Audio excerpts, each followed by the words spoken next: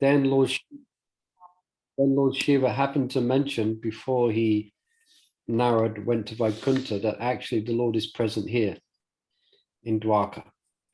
And then he was speaking about the Lord's devotees, and then he spontaneously started to speak about Prahlāda Mahārāja. Yeah. So then he began to glorify Prahlāda Mahārāja. So that's where we're picking it up. Let me just share my screen. And we're on text 84. You can see it there, yeah? Yeah. And Prahlāda Mahārāja is well liked by Vaishnavas, of course, and very popular amongst ISKCON devotees, of course. We have Lord Nrsimhadev, who we worship. Prahlāda is an amazing account of Prahlāda's devotion in the 7th canto. So here we're going to hear more the glories of Prahlāda. So who we got with us today? We've got Mama Sachari, Kurunamai, welcome, Savana Radhika, Khaya, Suniti Priya, and Jambavati. These are the hardcore Brihat Bhagavatamrita fans. Hare Krishna.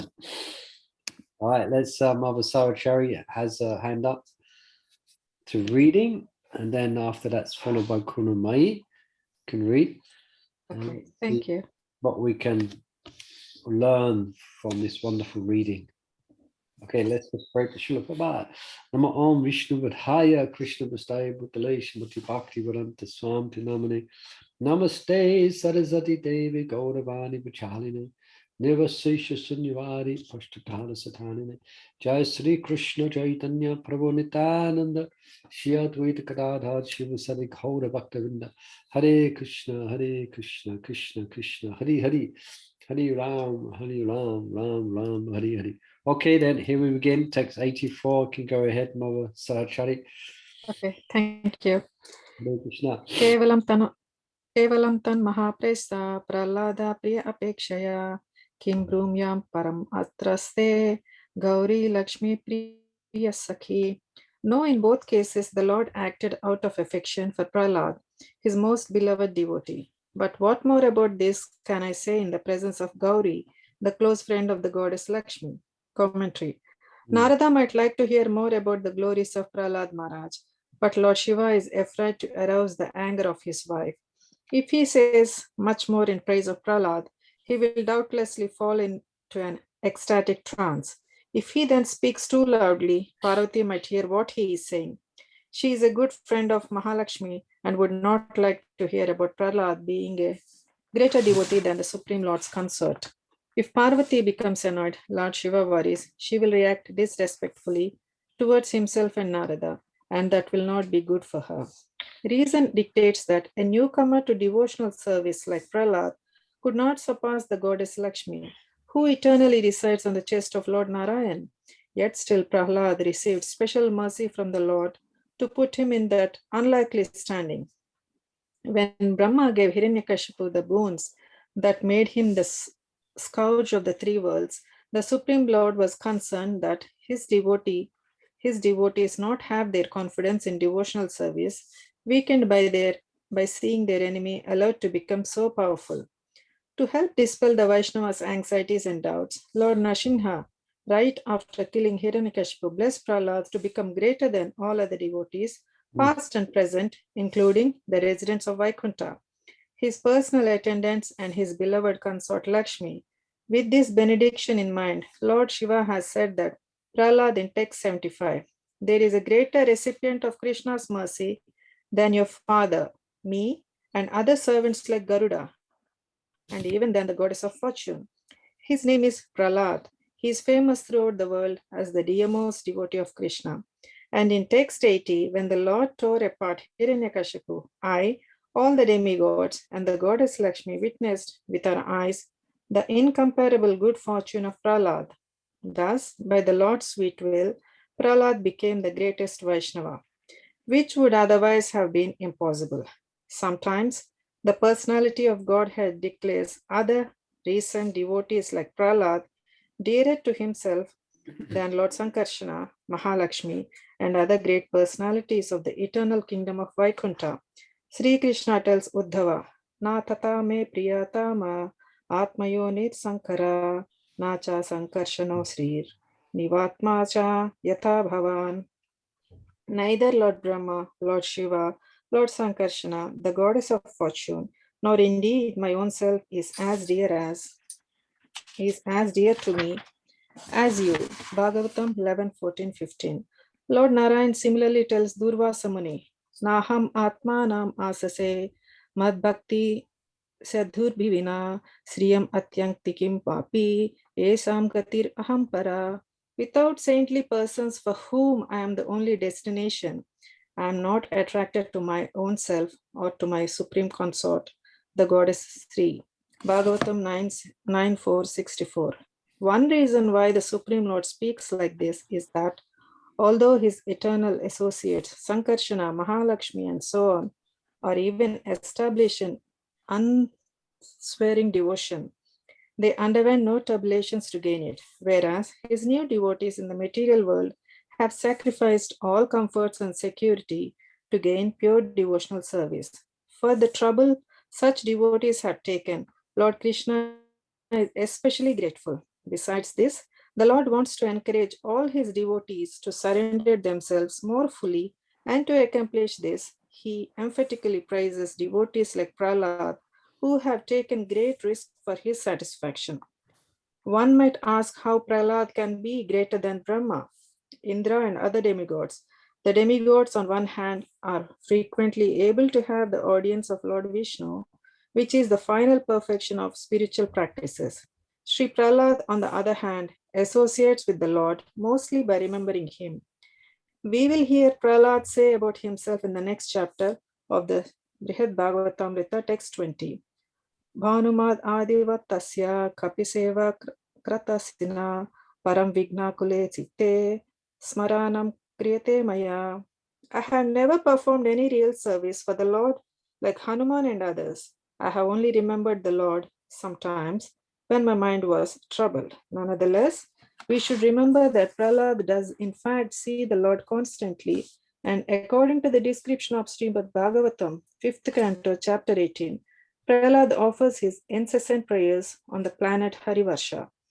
Prahlāda's grandson Bali has also inherited from him the right to see the Lord constantly, and thus Sri Vamanadev stays with Bali in his palace.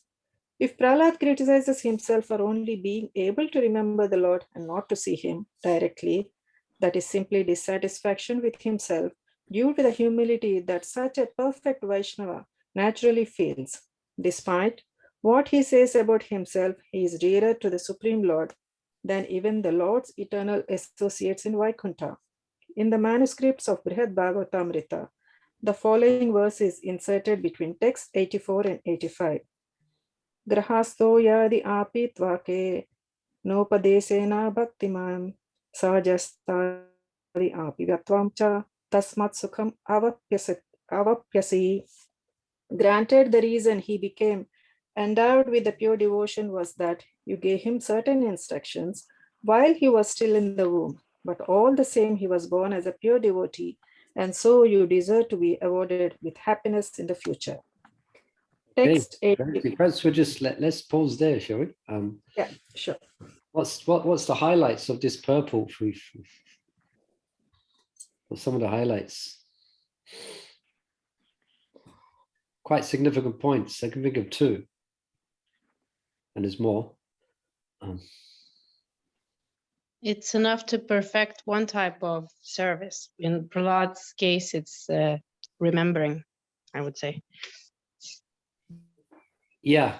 So in the beginning, you said it's enough perfection. Say that in the beginning. You said To become a pure devotee, it's enough to perfect at least one kind of devotional service. In Okay, Prahlāda's okay. case, is listening. With you, yeah. Remembering. Yeah, yeah.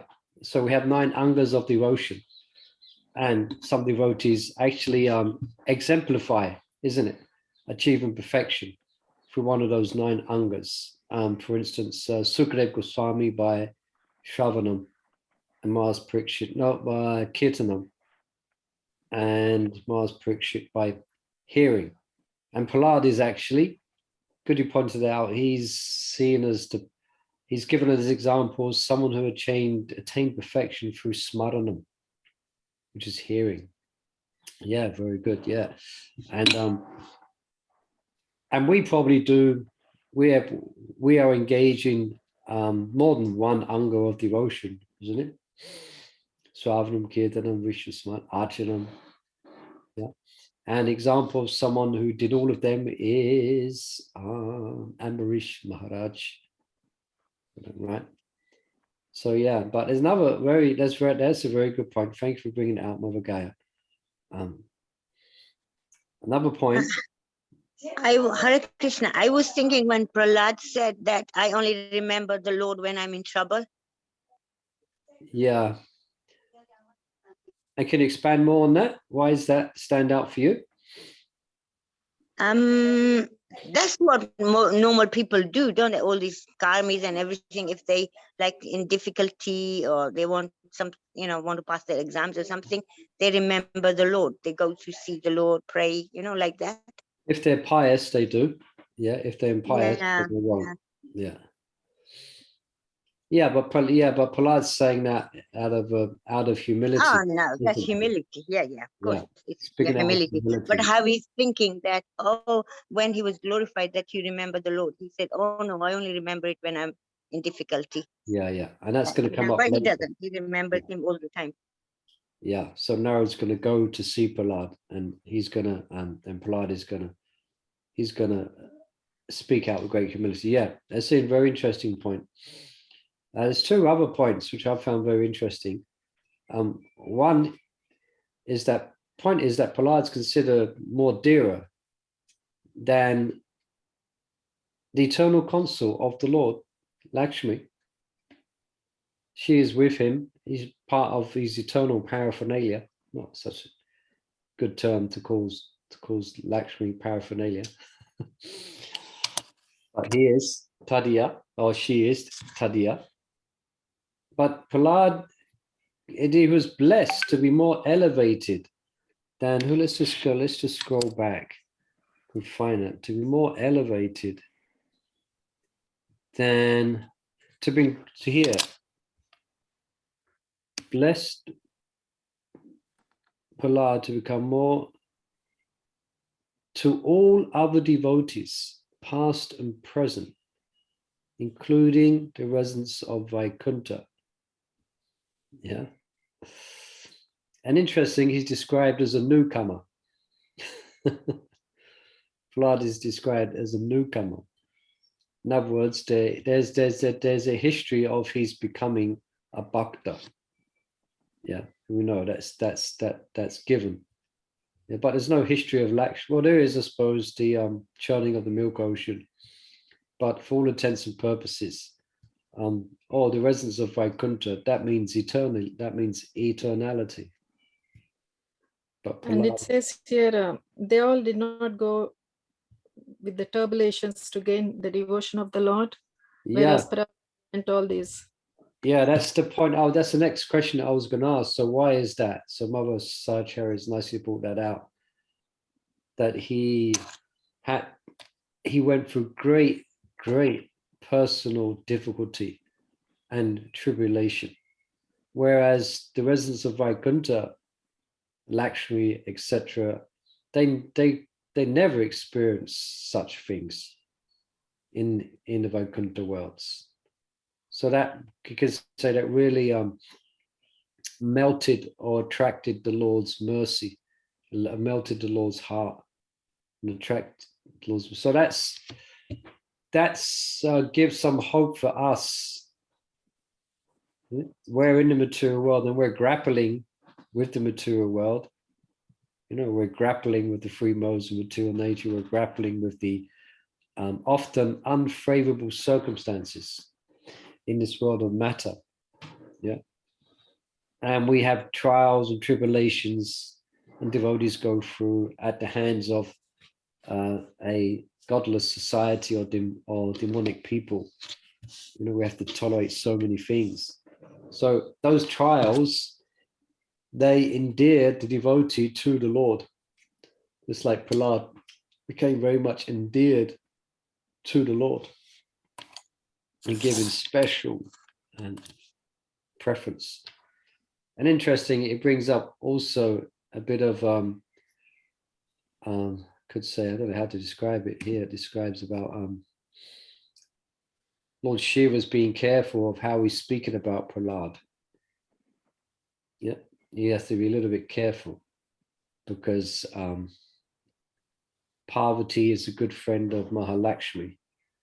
So if he hears Prahlāda being glorified more than her, Parvati's friend Mahalakshmi, she might become annoyed.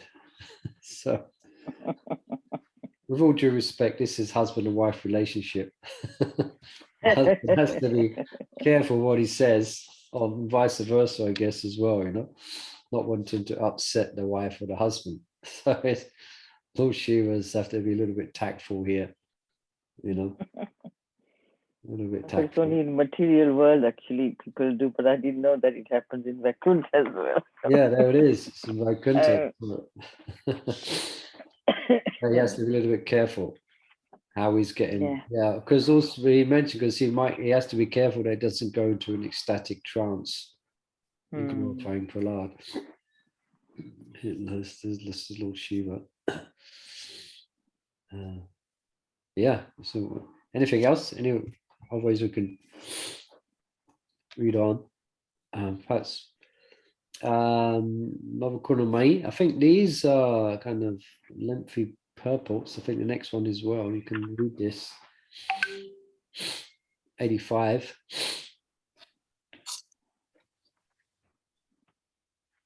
You okay there? Kunamai? Text 85. Go quickly to Sutala. Offer Prahlāda your countless blessings. Embrace him and tell him, I embrace him again and again.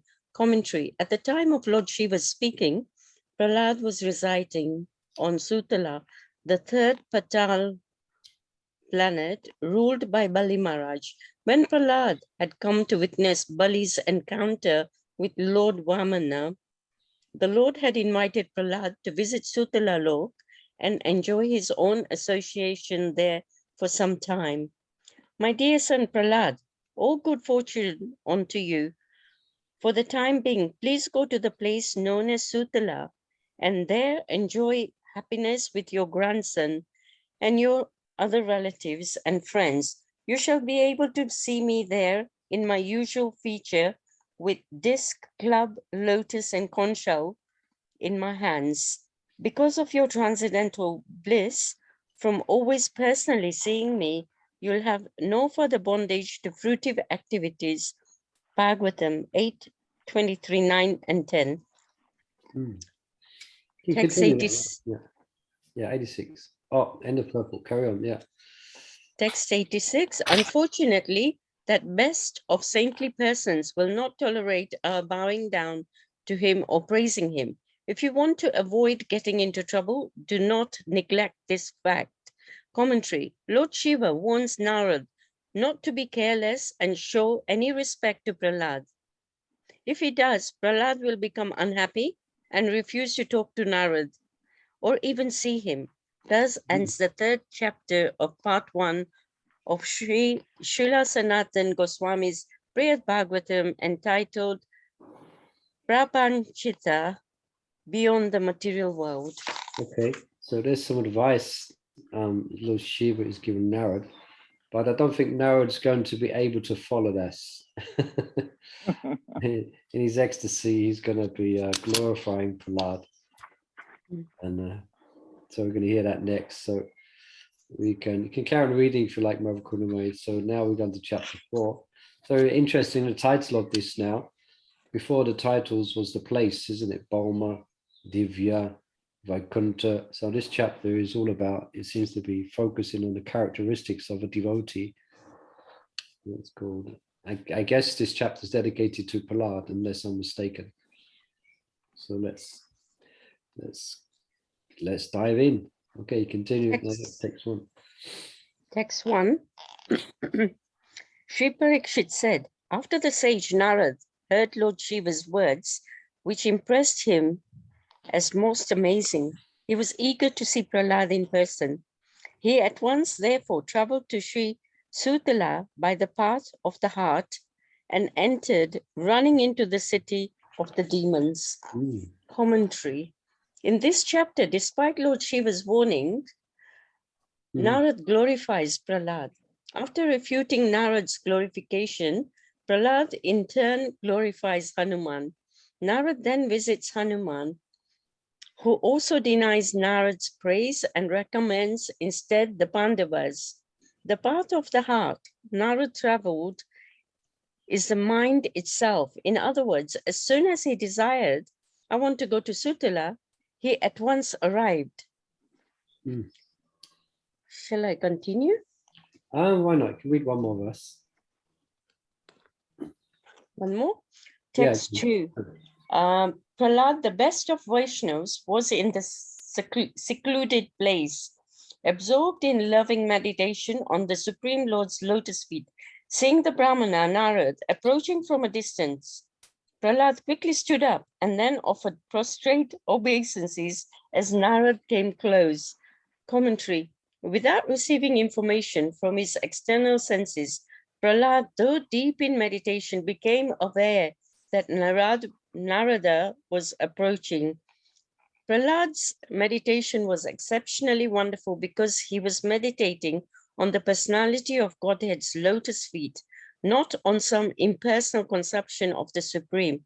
His concentration was so fixed that when he became aware that Narad was approaching, he could not respond at once. By the time Prahlāda stood up, Narad was already nearby. Okay. So it's not been brought up yet, but I guess it might be brought up that actually Narad is Prahlāda's spiritual master, unless I'm mistaken, isn't it? No, I think it is. Yeah. So it's an interesting relationship. So the spiritual master is going to go to Prahlāda. So that must make it even more difficult for Prahlāda to accept the praises. Because Narad is going to glorify him as being better than him. And of course, he's meditating on. These two. Sometimes we might just not fully appreciate this statement when devotees are fixed on meditation. Say, for example, on the Lord's lotus feet. Often we hear this. Now, this often means, it literally means they are fixed 24 hours a day, 24/7. Like we do meditation, we try and chant the holy names for a couple of hours, or you might try and meditate on some task. This is a kind of a yogic accomplishment that some devotees follow. Some devotees will follow the path more like a stanga practice and go into meditative trance and meditating upon the Lord in his lotus feet. Sometimes accounts for thousands of yugas. They're meditating upon the Lord. Markandeya Rishi is one example of that, and we hear about that. Powerful. That's powerful. That's not to be. That's extraordinary. Now our meditation is a bit different. We do meditation japa, but also throughout the day, it's hoped that we're in doing our activities for Krishna. Cooking bhoga and then offering it to Krishna at home, for instance, or distributing books, or dressing the deities, or whatever it may be, making garlands, then these are all times of expressing devotion, which is the same as meditation, ultimately. You're actually serving the Lord. And especially if your mind's there with you in the right place and thinking of Krishna at the time that you are serving him, then that is to be considered also meditation. And that's the one that is actually, you could say, gives benefit to other people as well, because we are manning or ladying, whatever the case may be, we are manning or ladying the Sankirtan movement. Yeah, because of all your services, the Sankirtan movement is moving. Yeah, it is intact, and it has a form because so much service is being done. And I just thought I'd mention that something we might read this, like here, Prahlāda is in a trance. He's hardly noticed Narada. Now let's read on. Let's any other further comments or questions on that meditation. Okay, Monica Mother, welcome. Hare Krishna. Thank you for joining us. Please, you can read from text 3. Text 3. With some effort, Prahlāda induced Narada to accept a seat and then began, like others before, to worship him in accordance with standard rules. But Narada, feeling great reverence for Prahlāda, refused the worship. He shed tears of joy and tried to embrace Prahlāda. Then he spoke as follows. Commentary. Because Narada was reluctant to accept the seat of Prahlāda offered, Prahlāda had to force him to take it. Prahlāda brought water to wash Narada's feet and brought agarya and all other paraphernalia for full worship. But Narada stopped him, being interested only in embracing Prahlāda. All right, so you can see there's a bit of a wrestling match happening here. Yeah. Sometimes you see devotees do that, isn't it? One devotee goes to touch their feet, devotee steps back, and then he grabs his feet. There's like a all in love to get the dust. Yeah. So this is going on between Prahlāda and Narada, you know. Yeah. Text 4. Sri Narada said, now. I just want to have a question about that. Yeah, please. Mother. If Narada is Prahlāda's guru, Yeah. then why should they be acting like that? Like, you know, Prahlāda should be worshipping his lotus feet, but Narada wants to embrace him. But is that transcendental to the guru? Yeah, I mean, things, when devotees get in ecstasy, often the normal etiquettes, I don't know, go out the window. But when ecstasy takes over, then sometimes the protocols are not followed as they should be. Another example of that is Devotee Mahārāja. And when he was worshipping Krishna, he completely lost it. Because there's a certain way you have to worship. You have to, you know, we know those who do Pujari service. First, you offer a seat, idam asanam. Then you make sure they're comfortable, you know, swagatam. Then you wash their feet. Then you offer them some auspicious items. Then you offer them something to refresh their mouth. Then you offer them some food stuff. Then you offer them to refresh their mouth again. Then you offer to bathe them, offer them facilities for bathing. Then you dress them, then you decorate them with garlands and you put chandan. There's a certain sequence, there's a certain way to receive guests. But Devotee Mahārāja in his ecstasy completely lost it. It's too much to actually know what to do. And he bathed, actually, I think Devotee ended up just bathing Krishna with his tears on his feet. So nice, lovely. Yeah, so sometimes that happens. And here it seems like it's happening. The ecstasy is ruling the day. And sometimes, Murli Prabhu, as well, you're just lost and you're just doing wrong things which you don't mean it, you know. Yeah. It just happens because you're so involved with doing your service. You're just lost. Yeah, That's yeah. the word Yeah. I can reply. Yeah, perhaps when Sunita's cooking for the Lord, she's singing away. Sorry. See, you're getting the world and all the anxieties. Yeah. What's another? Pleasure. Yeah. What's another Pleasure. classic? There's another really nice example of someone who made a big mistake due to ecstasy, and they offered the wrong thing to Krishna. Was it banana? Vidura. Yeah. Vidura. Vidur. Yeah, everyone got that. Vidura. Yeah, that's it. Vidura. Yeah. So instead Of the banana skin. Yeah, that's it. Yeah, I couldn't think of her name. Yeah, but that's wise. I think Krishna ate it as well. I think Krishna ate it. Yeah. Pleasure. And I think there was another story as well. Ramchandra, wasn't it? Billari or Binari, what's her name? She did the same. Sorry? Devotee. Yeah, Shabari. Shabari. That's it. Yeah. I'm not He so did up the on same. I'm not so up on Ram Leela. Can someone just tell us that story briefly? I don't know. Um, Jari, do you know it? He was tasting. Yeah, she each of tastes the the- berries and she offers to the Lord, Oh yes, that was whether they are sweet or sour, and then offers to the Lord. That's a big no-no. Imagine in the Bajari department. saying, I We'll want be to sacked. it's sweet enough. Head Bajari will have steam coming out their ear. No. I think we'll be sacked, Muli Prabhu. Yeah.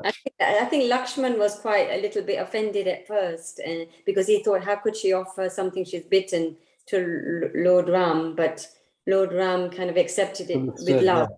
With love. Yeah, and he understood what was in the heart. Yes. Great. Yeah. Oh, I just thought of another one where Jagannath is offered that starched cloth. Oh yes. And then, was it Pundarika? Pundarik Vijayanidhi, yeah. Yeah, he was offensive about the Bajaris putting that cloth on Jagannath. Yeah. And Jagannath came in his dream and gave him a good slap. Slapped him on the face, yeah. And yeah, so well, I don't know if it relates, but it's like Jagannath was accepting that cloth even though it wasn't like standard. Because starch, everyone knows what starch cloth means. It means it's stiff, it just comes from the from the market, and it's like cardboard, it's stiff, So therefore Pundarik Vijayanidhi was, had the critical eye towards that. Well, no, why don't they wash it first? So it sits nicely on the Lord in a soft way. It's not all just starched. Yeah. So yeah, as many examples of that. So I hope that explains, Mother Lavanga, what's actually might be going on here. So they're not following the exact etiquettes. Yeah. Sometimes, just on this point again, sometimes the pastimes of Krishna are not spoken often in chronological way. Sukadeva Goswami doesn't, for most part, doesn't explain Krishna's pastimes in a chronological way. He goes from one pastime to another, here, there. There's some chronology, but not in an absolute way. And that's because of his ecstasy. Because of his ecstasy goes in different directions, and he remembers something in his ecstasy, then he gets lost in that ecstasy, then another ecstasy comes up, and he goes in that direction. And you can see it sometimes also in the writings and the poems of our acharyas. They're describing one particular pastime, then another pastime comes. It's due to so they're just taken, the direction they're going is the direction that the ecstasy takes them, their taste. So it's very dynamic. All right, we can read a bit more, sure. Text 4. Sri Narada said, now, after so long, I have finally seen you, the true recipient of Krishna's full mercy. Now my efforts have borne fruit. From your very childhood, you have been endowed with pure devotion for Krishna. Such spontaneous love has never been seen anywhere before. Commentary. Narada had diligently studied the revealed scriptures to learn about the Lord's most intimate devotees, and recently he had taken the trouble to visit Prayag, the southern country of Shivlok. Now he felt so satisfied meeting Prahlāda that all his efforts seemed worthwhile. Text 5. By virtue of that pure devotion, you overcame terrible obstacles, the thousands of outrages your father committed against you, and by your influence, all the demons became Vaishnavas. Commentary. Prahlāda's father Hiranyakashipu was the greatest antagonist of Lord Vishnu and his devotees. Prahlāda insisted on joining the party of Hiranyakashipu's enemies, and therefore Hiranyakashipu tried to kill him. But because the Lord fully protected Prahlāda, his demon father failed to kill him, despite many attempts. This is related in the 7th canto of the Srimad Bhagavatam. My dear King Yudhishthira, when all the attempts of the demons to kill Prahlāda Maharaj proved futile, the king of the demons, Hiranyakashipu, being most fearful, began contriving other means to kill him. Hiranyakashipu could not kill his son by throwing him beneath the feet of big elephants, throwing him among huge fearful snakes, employing destructive spells, hurling him from the top of a hill, conjuring up illusionary tricks, administering poison, starving him, exposing him to severe cold, winds, fire, and water, or throwing heavy stones to crush him. Lesser Vaishnavas would not be able to endure as staunchly as Prahlāda the severe kinds of distress imposed by Hiranyakashipu. In the face of such torments, anyone not as fully surrendered and absorbed in remembrance of the personality of Godhead would lose the courage and determination to continue serving the Lord. But none of these tests distracted Prahlāda from his devotional service. Being solidly fixed in Bhakti Yoga, Prahlāda was empowered to preach effectively. The sons of the demon enemies of Vishnu became Vaishnavas by hearing Prahlāda's instructions and even by touching or seeing him. Therefore, in Hari Bhakti Sudhanaya, which is part of the Narad Purana, the goddess of the earth, Dharani Devi, thus glorifies Prahlāda's special potency. This human world is now specially fortunate, since you, the best of the Vaishnavas, are present. Everyone who touches you or sees you and the symptoms of your ecstatic emotions will become entitled to take up residence in Harilok. Okay, so interesting of how did Prahlāda, you hear different descriptions, how these tortures or these ways that his father tried to kill him. For instance, anyone can perhaps help here, but I don't think the elephants actually were able to stamp on him. I think it's like that. And for instance, I know this, my Guru Maharaj shows the story of when he's been thrown from a hill. I think that's known. He's been thrown from the top of a mountain, and the Lord catches him. But interesting, most spiritual Maharaj gives the account that he describes it. He catches him at the bottom. He doesn't catch him at the top. So sometimes that's like sometimes we feel like we've been thrown off a hill and it seems like Krishna's not there. Where is he in my life? And then unexpectedly, you experience Krishna's help or you experience intercession. And then you understand that he always was there. Yeah, he makes you go through it. Yeah, so it definitely made Prahlāda go through it. I mean, he could have the Lord could have came and killed Hiranyakashipu when he tried to torture him in the very first instance. But it went on for some time. Again, it's Leela, I guess, and to show the exalted status of Prahlāda Mahārāja. And also, we had Bhagavad Maharaj described, the Puranas sometimes describe of Prahlāda's innocence, say, for example, when they put him into a boiling water, then he's giving me a nice warm bath, or when he's put in with snakes, he's giving me some snakes to play with. And the snake didn't bite him, as far as I understand, the snakes, because the super soul's within the heart of everyone, so snakes as well.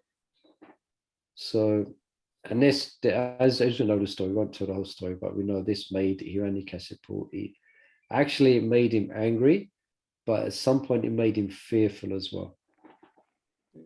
Yeah, because there's no one could conquer Hiranyakashipu in all the universes. And here's this little boy, I think, how old is he, Prahlāda, at that time? I don't know, 5? 5, 6. Yeah. And he couldn't kill him. So that caused doubt and fear within Hiranyakashipu. But he couldn't kill a child. Yeah, he couldn't kill a child. He killed many powerful demigods and other belligerent demons. He couldn't kill Prahlāda. Prahlāda Mahārāja ki jai. But the most important, the point that's been brought out here is that also is that Prahlāda never lost his faith in the Lord. It didn't disturb his meditation. Yeah. Often when people meet, when people in general, when they meet difficulties in life, and they might have some sense of God consciousness or see themselves as, it depends on their level of faith. But for some whose faith is quite weak, the difficulties faced by themselves or the difficulties they see in the world that other people face, then they lose faith. Yeah, they lose faith, you know. But those who are got more, their faith is more kind of madhyama, even uddam, then they're not going to lose faith despite what may happen. Yeah. Hare Krishna, Prabhu. Yes, Nirmala Bhakta. Yeah. I was just wanted to ask, Prabhu, is it Lord is qualifying us to have faith? Because this is even Kunti Devi, no, Draupadi. That is, of course, no full surrender. So Lord is really checking how much we can stretch, how much can we lift up to the Lord, our call for help, and have the surrender. Is that the reason? So in that way, Lord is qualifying ourselves to have more faith. Yeah, very much so. Faith is something that it's not static. It's something that grows. Yeah. So the idea, the more trials that we go through in this world, and we continue, and we just continue. We continue putting our hand in that bead bag, and we keep taking shelter, despite what may or may not be going on, and that very much endears the Lord to the devotee. So it's good to see it like that. It's good you bring that out to emphasize this point. It's good to, when we're faced with reversals, we have to, we should see it. We should understand that this has been arranged by the Lord. It may be difficult at first, but we have to really, there's another place where Prabhupada says the devotee should unhesitatingly accept all tribulations as the mercy of the Lord.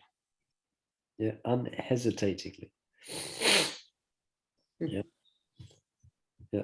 So I guess that's also, if we don't have that level of faith, then we hear from and we associate with those that do. And we read Srimad Bhagavatam 7th canto. We hear about what faith is actually, what is actual real faith. Yeah. Yes. All right. Any more on that? Hare Krishna, Prabhu. Can I ask a technical question?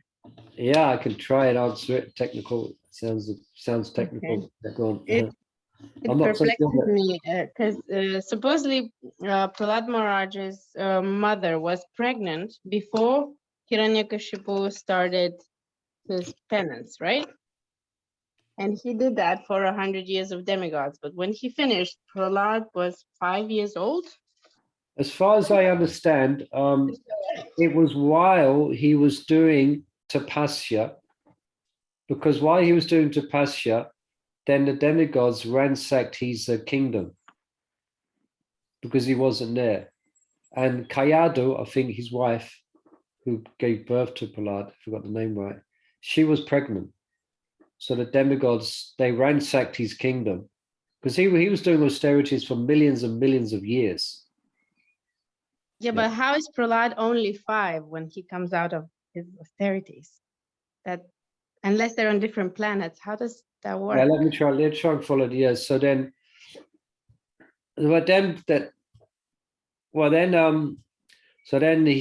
then Narada gives shelter to, and he tells the demons not to, and he understands, he has this divine intuition that this child within the womb of Kayadu is actually a devotee and he cannot be killed. So then it's there is Narada speaks Bhagavatam, isn't it, to Kayadu? And Prahlāda, I'm just going through the story, the basics of it. Then Prahlāda hears that. So So I guess we can then take it that it wasn't long after the birth of Prahlāda that Hiranyakasipu came back on the scene. Because, let's just look at it like that, because of his age, and when he was taught, and at this, the pastime where it was all happening, Prahlāda was only 5 or 6 years old. So from that, we can understand it wasn't long. It wasn't long after the birth of Prahlāda that Hiranyakasipu came back with a new shining body. For me, but then it says it means her pregnancy was like hundreds of thousands of years long. Supposedly he was conceived before the penance. Yeah. Now probably yeah. So yeah, she was conceived before. I can understand your point. So therefore, yeah, I can't answer that.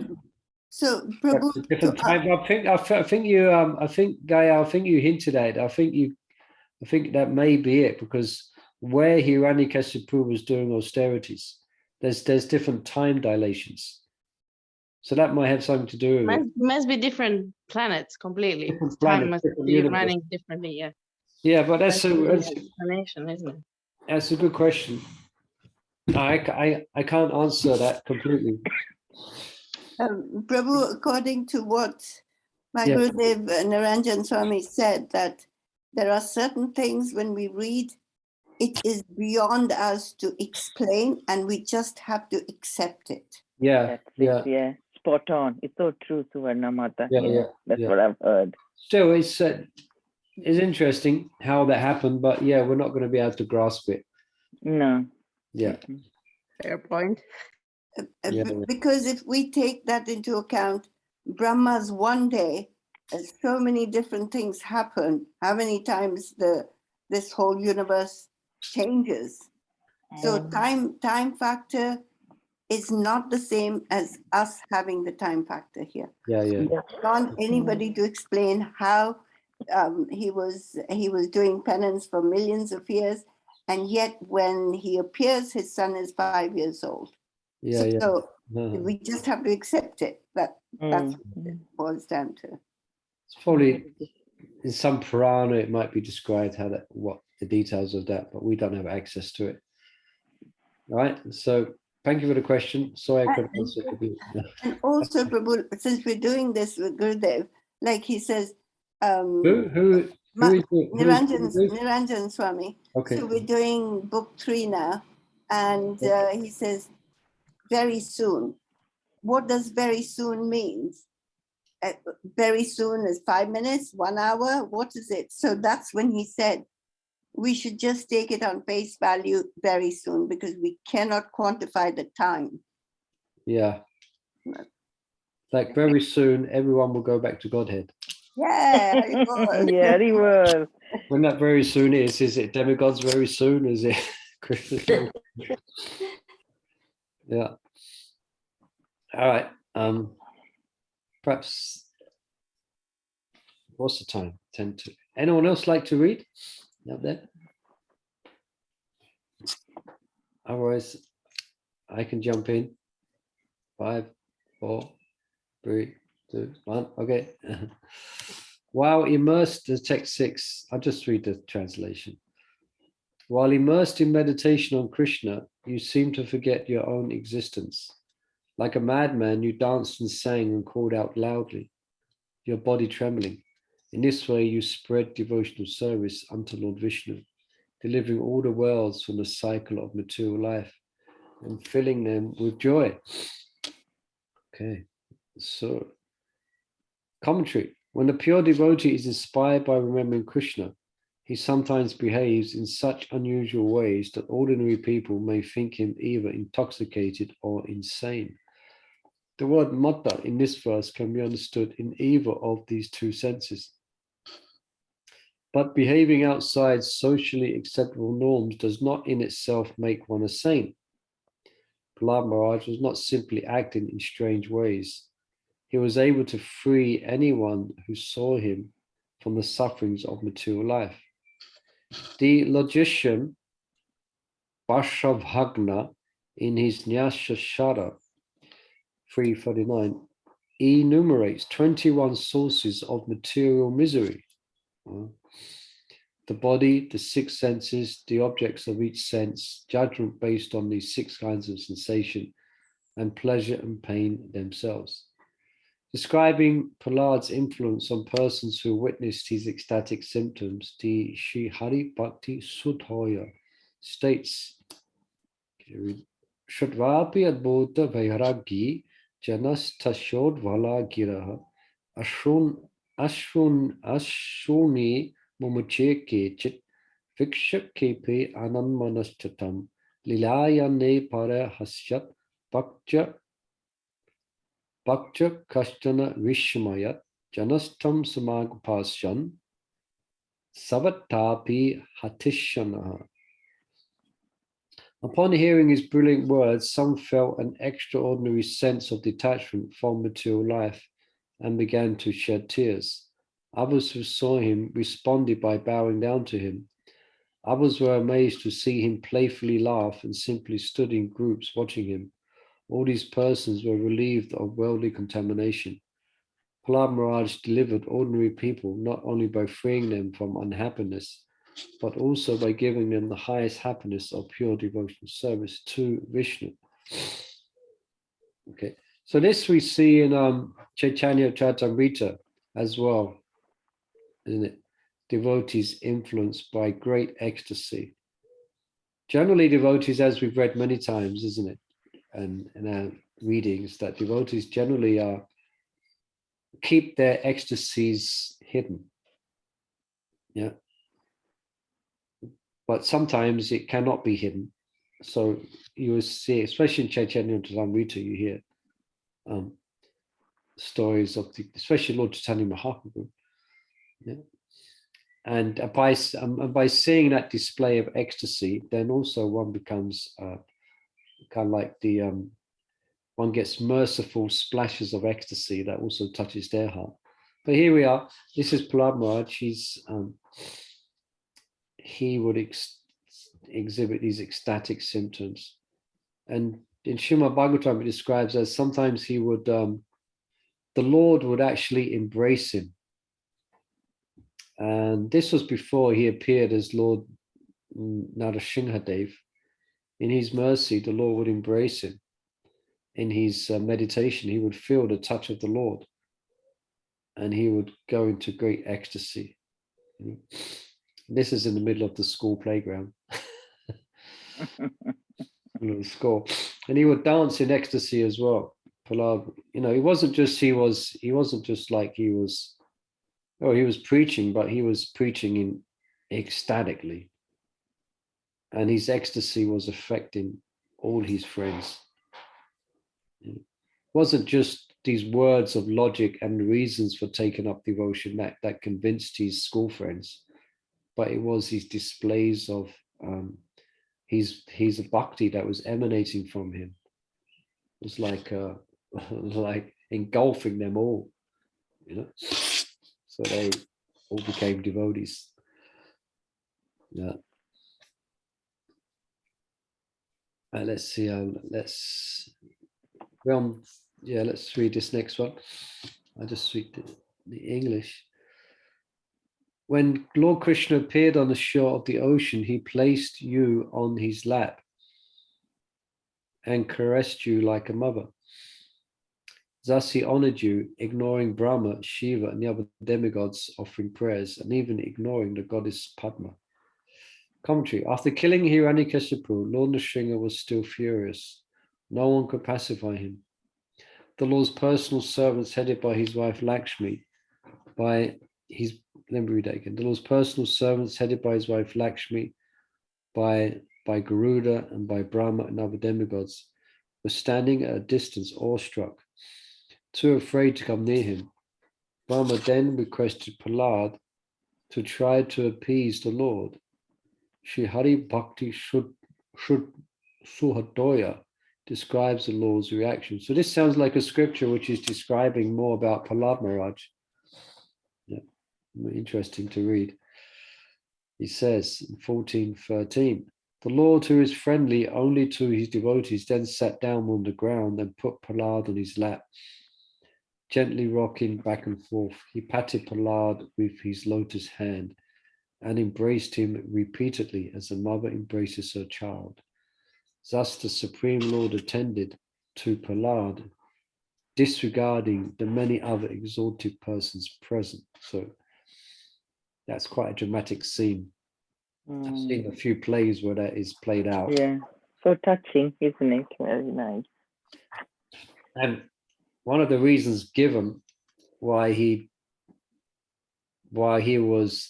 anger couldn't be pacified by the presence of these other demigods and their devotees is because they, to one degree or another, had the same thing that Hiranyakashipu had, and that is material desires. Yeah. So, but Prahlāda's purity was such, there was no taint of that within him at all. You know, he wasn't a Sakam devotee. He wasn't a mixed devotee. So that's all. That reason is also given as well. Yeah. And how angry the Lord was at this point is, yeah. He took on the form of a lion. So very, yeah. So what did you say? Prahlāda was mixed devotee? If I did, that was a mistake. No, I'm saying that the demigods.